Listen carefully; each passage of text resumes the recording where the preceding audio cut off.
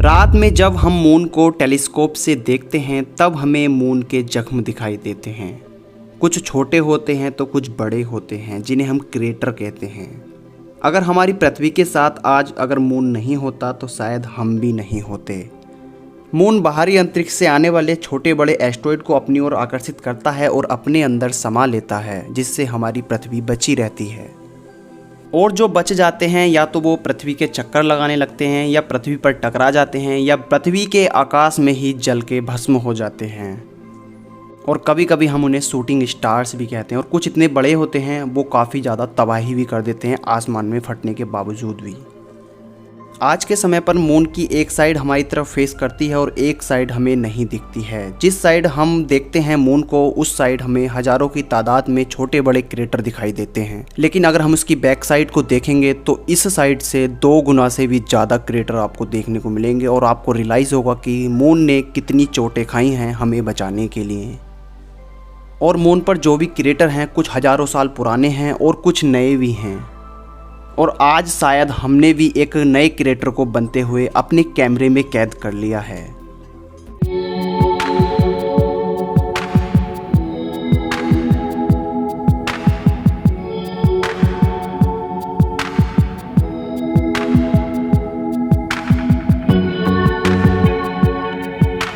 आपके साथ ऐसा ज़रूर हुआ होगा कि आपने अपना स्मार्टफोन को निकाला एक फ़ोटो निकालने के लिए या वीडियो निकालने के लिए, और उसके बाद जब आप उस वीडियो को या फ़ोटो को एनालाइज करते हैं, प्रीव्यू करते हैं, तो आपको उसमें कुछ ऐसी चीज़ें मिलती हैं जो अनएक्सपेक्टेड थी। वो कोई ऑब्जेक्ट भी हो सकता है या फिर भूत भी हो सकता है। मजाक कर रहा हूँ, साइंस लोग ऐसी बातें नहीं करते हैं। भूत कुछ नहीं होता है, डर भी लगता है कि भूत होता है लेकिन भूत जैसी चीज़ों का भी कोई प्रूफ नहीं है, तो हम इसको ना ही कहेंगे है ना ही कहेंगे नहीं है, तो बीच में रहने देते हैं।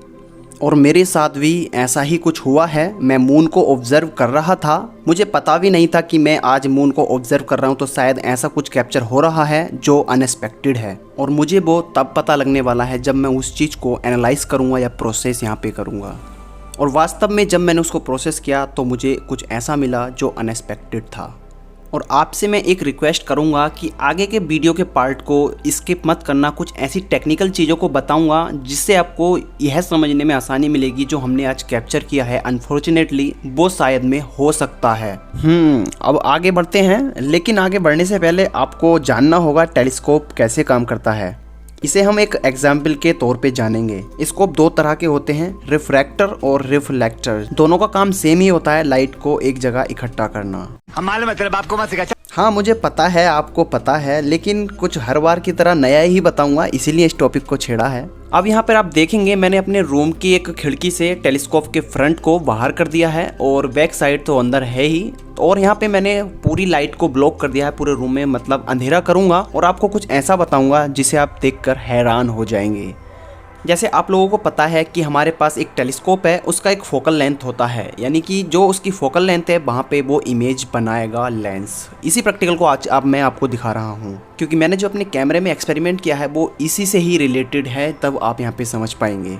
अब आप देख सकते हैं पूरा सेटअप रेडी है और मैंने सब कुछ यहाँ पे कर दिया है। अब यहाँ पे मुझे वाइट पेपर लेना है जिस पे इमेज बनेगी और आपको यहाँ पे दिखेगी। अब यहाँ पे मैं जैसे ही पेपर को आगे पीछे यहाँ पे कर रहा हूँ फोकल लेंथ पे एडजस्ट करके, और जो सामने से जो भी लाइट आ रही है, चाहे वो पेड़ सामने चमक रहा है कुछ भी हो, यहाँ पे इमेज बना रहा है।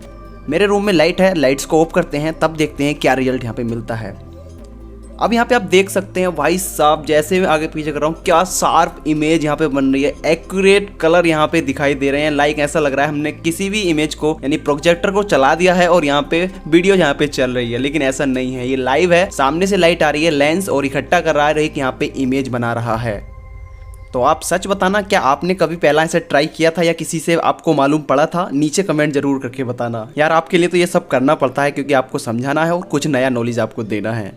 और ऐसा नहीं मुझे ये आज पता चला है, मुझे काफ़ी समय से पता था और एग्जाम्पल के तौर पे आज मैं आपके सामने उतार रहा हूँ। और अब मैं 100% कह सकता हूँ जो आपने देखा इसके मुताबिक आप आगे का वीडियो बहुत अच्छे से समझ पाएंगे।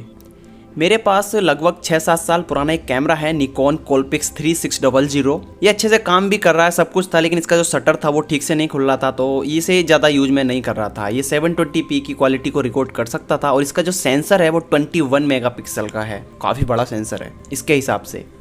काफ़ी दिनों से ये रखा हुआ था, जंग खा रहा था। मैंने सोचा यार इसे ट्राई किया जाए। तो इसका जो मैंने बैटरी चेक की वो बैटरी ख़राब हो चुकी थी। मैंने फिर जुगाड़ लगा के इसमें एक एक्सटर्नल बैटरी यहाँ पे लगाई। उसके बाद मैंने इसका ट्रीटमेंट करना स्टार्ट किया। बड़ी केयरफुली के साथ इसको मैंने खोलना स्टार्ट किया, स्टेप बाय स्टेप। काफ़ी सारे स्क्रूज थे इसमें। मैंने धीरे धीरे करके हर एक चीज़ को, हर एक पार्ट को खोलता गया और इसे डिसअसेंबल में करता गया। अब आप थोड़ी देर इंजॉय कीजिए इस टाइम लैप को जो मैंने इसमें खोला है।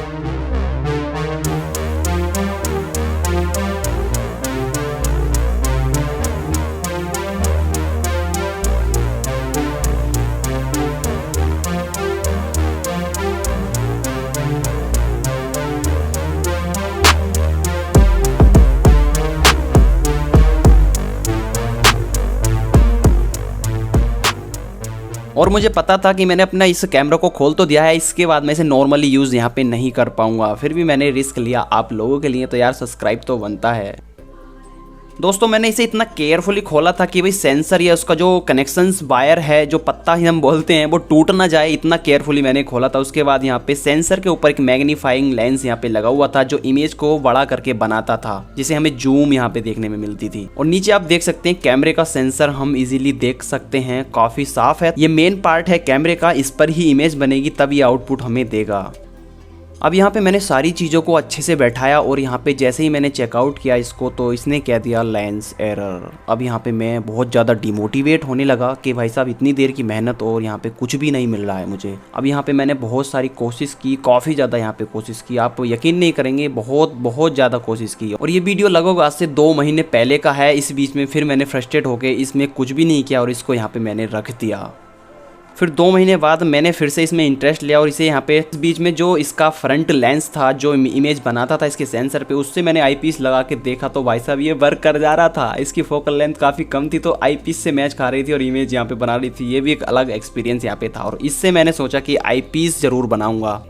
और फिर क्या था, मैंने शुरू कर दिया काम आईपीस बनाने का इस लेंस से ही, क्योंकि इससे जब मैं देख रहा था टेलीस्कोप में तो मुझे क्रोमेटिक एवरिएशन ना के बराबर ही चमक रहा था। मैंने सोचा ये काम अच्छे से करेगा। इसकी जो मैग्निफिकेशन थी शायद 20 mm के साथ मैच खा रही थी, 21 कह सकती हैं, 20। तो मुझे अच्छा लग रहा था, मैंने सोचा इसे ट्राई यहाँ पे किया जाए। फिर मैंने प्रोसेस स्टार्ट की और मैंने आईपीस का मेटल वाला पार्ट निकाल के इसे बैठाना चाहा तो ये ठीक से नहीं बैठ रहा था। तो मैंने यहाँ पे टेपिंग की और इसको बेस को भरना चाहा और अच्छे से मैंने बिठाया। फिर चारों तरफ यहाँ पे मैंने बाउंड्री लगा के अच्छे से कागज की और इसे मैंने टेप कर दिया और कुछ इस तरह से हमें मिला। और जब मैंने इसे आईपीस में लगा के देखा तो भाई साहब आप यकीन नहीं करेंगे क्या डिटेल्स यहाँ पे चमक रही थी इस आईपीस से। कुछ ऐसी लाइट्स थी जो नॉर्मल वाले आईपीस से ब्लॉक हो जा रही थी, लेकिन इससे पार होकर मेरी आंखों तक आ रही थी। तो मैं काफ़ी ज़्यादा एक्साइट हो रहा था, लेकिन दिखाऊंगा अभी आपको आगे, वेट करो थोड़ा। अब यहाँ पे मेन बात करते हैं, जो इस एक्सपेरिमेंट को पूरा करने वाला था हमारा कैमरा और सेंसर ठीक से काम करे, जो लेंस एरर बता रहा था। तो उसमें फिर से आज मैंने 2 महीने बाद मेहनत मारनी जैसे चालू की। तो मैंने कैमरे में बहुत देर टाइम स्पेंड किया कि कोई सा तो ऐसा वे होगा जिस तरह से हम फ़ोन रिसेट करते हैं उस तरह से कुछ तो होगा जिससे ये ऑन हो जाए और उसके सेटिंग्स को यहाँ पे मैं ठीक से यहाँ पे कर पाऊँ। तो यहाँ पे मैंने क्या था, जैसे ही हम वीडियो को प्ले करते हैं तो वहाँ पे मैंने उसको थोड़ी देर प्रेस करके रखा तो कैमरा यहाँ पे ओपन हो जा रहा था। जो प्रीव्यू था, जो फोटो हमने खींच रखे थे, लेकिन जैसे ही मैं कैमरा पे स्विच कर रहा था ये बंद हो जा रहा था। लेंस ऑन तो हो रहा था लेकिन वो अचानक बंद एकदम से हो जा रहा था। तो मैंने फिर यहाँ पे ट्राई किया, जो इसका व्हील था जो बाहर आता था जूमिंग के लिए, उसको मैंने पकड़ के रखा। तब यहाँ पे इसने एरर नहीं बताया और हमारा कैमरा वर्क यहाँ पे करने लग गया। अब यहाँ पे लेंस तो है नहीं, इमेज कहाँ से बनेगी सेंसर पे। तो यहाँ पे मैंने फिर टेलीस्कोप पे लगा के देखा तो भाई साहब वो समय मेरे लिए खुशी का दिन था कि ये एक्सपेरिमेंट आखिरकार सक्सेसफुल हो ही गया। जनरली जो नॉर्मल कैमरास होते हैं लाइक DSLR होते हैं उनमें अलग अलग तरह के हम लेंस यहाँ पे यूज़ करते हैं, अल्ट्रा वाइड करते हैं, मैक्रो करते हैं। तो उनमें हम तरह तरह के यूज़ करते हैं तो वो कैमरा सेंसर ऑटोमेटिकली वर्क करने लगता है। वो फंक्शन इस तरह से किए होते हैं कि उन पर अलग अलग तरह के लेंस यहाँ पे काम कर जाएं। लेकिन यहाँ पे हम एक नॉन रिमूवेबल लेंस को और उसके सेंसर को काम में लेना चाहें तो यार ऐसा बहुत इंपॉसिबल टास्क होता है, जो हमने आज एक्सपेरिमेंट यहाँ पे किया। जो सामने से लाइट आ रही थी टेलीस्कोप में से, वो सेंसर पे जाके इमेज बना रही थी। जैसा मैंने एग्जाम्पल में तुम्हें पीछे बताया, आपको पता लगा होगा मैंने वो क्यों यहाँ पे एग्जाम्पल बताया। तो आप देख सकते हैं यहाँ पे सेंसर साइज छोटा होने के कारण, क्योंकि वहाँ पे बड़ा इमेज बन रहा था, पूरा पेड़ का हम एक शाखा देख रहे थे, लेकिन यहाँ पे हम कुछ पार्ट देख रहे हैं क्योंकि सेंसर साइज छोटा है। जितनी लाइट वहाँ पे पड़ रही है सेंसर पे इमेज के तौर पे, उतना वो यहाँ पे हमें दिखा रहा है। अब यहाँ पे था क्या, यहाँ पे तो मेरी क्यूरियोसिटी थी कि रात में तो कुछ चीज चमके ठीक से। तो मैंने शाम के समय हर दिन यहाँ पे कैप्चरिंग करना स्टार्ट किया मून को, first phase, second phase, third phase. लेकिन ऐसे ही मैं कैप्चर कर करके मैंने काफी सारा डेटा इकट्ठा कर लिया था। और यहाँ पे जब क्रेसेंट फेज में मून आया उस दिन मैं इसे कैप्चर कर रहा था, सारे डेटा को लैपटॉप में डाल दिया था और प्रोसेस नहीं किया था। लेकिन एक दिन मैंने सोचा जो भी मैंने डेटा निकाला है उसे प्रोसेस तो करके देखा जाए क्या डिटेल्स यहाँ पे आ रही हैं। अब दोस्तों यहाँ पे जो प्रोसेस होके आया मुझे उसने चौंका दिया। आपके लिए सिर्फ एक छोटा सा बिंदु हो सकता है, लेकिन मैंने एक ऐसे इम्पैक्ट को कैप्चर कर लिया था इस कैप्चरिंग के दौरान जो मैं सोच भी नहीं सकता था। हाँ तो भाई दोस्तों, अब यहाँ पे हमने काफ़ी सारी एक्सप्लेनेशन जान ली, बहुत ज़्यादा नॉलेज ले ली। अब यहाँ पे फाइनल रिजल्ट भी तो देखा जाए, क्या इम्पैक्ट था और क्या आईपीस के रिजल्ट थे। तो यहाँ पे ये जो फोटो आप देख रहे हैं ना स्क्रीन पे, ये भी मैंने उसी आईपीस से लिया है जो बनाया है, आगे दिखाऊंगा अभी आपको। और यहाँ पे एक फोल्डर है, इसमें मैंने कुछ सारी डिटेल्स यहाँ पे रख ली हैं। 2 मेन पार्ट हैं ये वाले, इनको अब हम बाद में देखेंगे क्योंकि इम्पैक्ट वाले फोटो जो इम्पैक्ट यहाँ पे हमने कैप्चर किया है अनफॉर्चुनेटली जो हो गया है, हमें पता नहीं था। हम पहले आईपीस के रिजल्ट देखते हैं जो हमने बनाया है, उससे हमें कैसे रिजल्ट यहाँ पे मिले हैं। ये कुछ रिजल्ट हैं, कैटेगरी में नहीं रखे हैं, ऐसे ही मैंने जो प्रोसेस किए नॉर्मल हाई जो भी है वो मैंने यहाँ पे रखे हैं। पहला रिजल्ट मैं आपको दिखाऊं, यहाँ पे कुछ इस तरह से है। ये इसका रो पिक्चर है, मैंने एक निकाला है फ्रेम, उसमें से यहाँ पे उसका स्टैक किया उन सारे फ्रेम्स को, तो ये डिटेल मिली हमें। इसमें काफी अच्छी डिटेल्स यहाँ पे अभी से नजर आ रही है और मुझे ऐसा लग रहा है कि पहली बार मैंने अब तक मून को इतना डिटेल में कैप्चर किया था। फाइनल रिजल्ट ये वाला था जो मैंने बैकग्राउंड में भी लगाया हुआ है। तो इसमें काफी अच्छी डिटेल्स नजर आ रही है। क्रोमेटिक एब्रेशन ना के बराबर है, थोड़ा मोड़ा है। जो बिगड़ता है ना ये आप देख रहे हैं क्रोमेटिक एब्रेशन, ये एक वजह ये भी होती है, कोलिमेशन सबसे अच्छी चीज होती है। अगर कोलिमेशन नहीं करेंगे तो ये चीजें आपको देखने को मिलेंगी। तो शायद कोलिमेशन थोड़ा बिगड़ा हुआ होगा उस दिन जब मैंने इसको क्लिक किया, लेकिन सरफेस डिटेल काफी ठीक हमें यहाँ पे नजर आ रही है। और हमने काफी ज्यादा रिजल्ट निकाले, कुछ ये वाले थे, कुछ ये वाला भी निकाला और एक ये निकाला हमने सिंगल शॉट में। सिंगल शॉट में भी काफी अच्छी डिटेल्स हमें नजर आ रही है। क्रोमेटिक एब्रेशन अब हमें देखने को नहीं मिल रहा है। काफी अच्छे अच्छे हमने फोटोज लिए, आप देख सकते हैं, कुछ इस तरह के, कुछ इस तरह के, काफी अच्छे आए। और ये वाला फोटो क्लाउड के साथ में है, मतलब कि क्लाउड्स थे बहुत ज्यादा। उसके बाद मैंने उस वीडियो फुटेज को स्टैक किया तो मुझे ये मिला यहाँ पे, आप देख सकते हैं। स्टैक करने के बाद में काफी ज्यादा वो है, फिर मैंने इसे बहुत डीपली इसे मैंने मतलब कि एडिट करके एलआर वगैरह प्रोसेस करके देखा रेजिस्टेक 6 में, तो मुझे फाइनल रिजल्ट ये वाला मिला। आप देख सकते हैं किस लेवल के खराब, बाहर के जो क्लाउड्स हैं वो गायब हो चुके हैं, थोड़े थोड़े हैं, आप देख सकते हैं ये यहाँ पे। लेकिन यहाँ पे जो कलर्स हैं, मिनरल्स हैं, फिर भी आसमान में से जो क्लाउड है उसके पार होकर लाइट आ रही है, उसमें भी मिनरल्स हम देख पा रहे हैं। तो काफी ठीक है। उसके बाद काफी अच्छा और रिजल्ट निकाले ये वाले वीडियो फुटेज भी आपको मैं दिखाऊंगा कुछ। हाँ वीडियो फुटेज आप ये वाली देखिए, जो पहला जो फोटो मैंने दिखाया था उसका वीडियो फुटेज ये है। इसमें मिनरल्स रो वीडियो में भी दिख पा रहे हैं और डिटेल्स कितनी अच्छी से यहाँ पे दिख पा रही हैं। तो इसे मैं जूम करके दिखा रहा हूँ कितना अच्छा यहाँ पे लग रहा है भाई साहब, बहुत बढ़िया लगा। पहली बार एक्सपीरियंस किया था मैंने इतना डिटेल में, अब तो और टेलीस्कोप आएगा उससे भी हम करेंगे। ये रिजल्ट भी निकाला हमने, ये रिजल्ट था इससे, मतलब कि हमने ये वाला रिजल्ट निकाला। तो ये देख सकते हैं इसके वीडियो फुटेज किस तरह से है। अब इस वीडियो फुटेज के साथ आप देखिए जो मेरे पास पहले से, ओ परिंदा उड़ के गया, बैक हाँ परिंदा उड़ के गया तो यहाँ पे इस वाले फुटेज को देखो। और मैंने इसी के साथ में एक फुटेज और ली थी दूसरे आईपीस से जो 3rd क्लास है, उसमें क्रोमेटिक एब्रेशन कितना दिख रहा है, डिटेल्स हमें नहीं नजर आ रही है। कुछ ऐसी लाइट है जो उस वाले आईपीस में ब्लॉक हो रही थी लेकिन इसमें नहीं हो रही है, तो कितनी अच्छी डिटेल्स यहाँ पे आ रही है। तो आप यहाँ पे समझ सकते हैं निकॉन है तो ओरिजिनल लेंस है उसमें लगा हुआ, तो उससे हम ये सब का कर पा रहे हैं। तो ये कुछ ऐसे रिजल्ट हमने निकाले, फुल मून भी निकाला कुछ। ये देखो, हाँ ये वाला ये उससे नहीं था, ये हमारा है 3rd क्लास वाले से, कितना क्रोमेटिक एब्रेशन है। तो ये 3rd क्लास वाले से था, ये फुल मून था, हमने स्टैक किया था लेकिन इसमें अलाइन पॉइंट की दिक्कत आ गई थी, लेकिन इसमें क्रोमेटिक एब्रेशन नहीं है बिल्कुल भी भाई साहब, देख सकते हैं। तो चलिए ये फुल मून था, इस सिंगल शॉट में था। फुल मून का वीडियो ये है, इसमें कहीं भी क्रोमेटिक एब्रेशन नहीं है उस आईपीस से। अब यहाँ पे आई थिंक पूरा हो गया होगा सब कुछ। अब बारी आती है हमारा इम्पैक्ट वाला देखने की। यहाँ पे ये वाला फुटेज है जो मैंने कैमरा अपना टेलीस्कोप पे लगाया, उसके बाद जो फुटेज मिला हमें ये वाला मिला। इसमें तो क्रोमेटिक एब्रेशन आने का मतलब ही नहीं है क्योंकि डायरेक्ट सेंसर पे जाके इमेज बनना है। और इतना जूम हमें इसलिए दिखाई दे रहा है क्योंकि हमारा सेंसर छोटा है, जो इमेज वहाँ पे बन रही है, इमेज थोड़ी लेंस से आउट हो रही है, तो इस वजह से जितना लेंस पे लाइट पड़ रही है, इमेज पड़ रही है, वो बन के हमें यहाँ पे दिखाई दे रही है। बड़ा सेंसर होता तो ये फुल हमें देख सकता था। तो